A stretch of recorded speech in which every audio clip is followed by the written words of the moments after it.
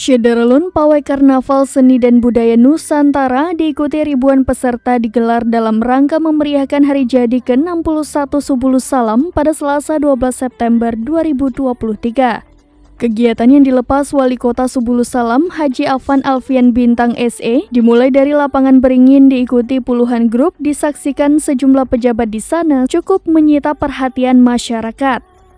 Iring-iringan peserta dilepas dari lapangan Beringin menuju Jalan Teguh Umar, dilanjutkan Jalan Syekh Hamzah Fansuri. Sesampai simpang SMA Simpang Kiri, peserta karnaval kembali lagi ke lapangan Beringin.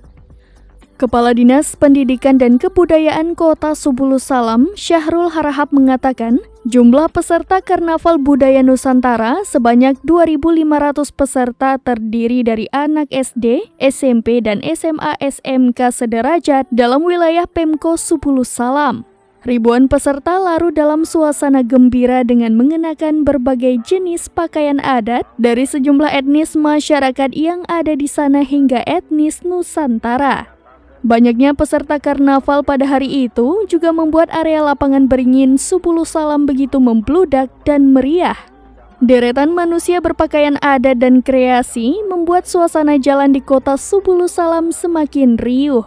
Para peserta mengenakan pakaian adat menampilkan seni dan tradisi di wilayahnya. Dari Subulus Salam, Khalidin, serambinews.com.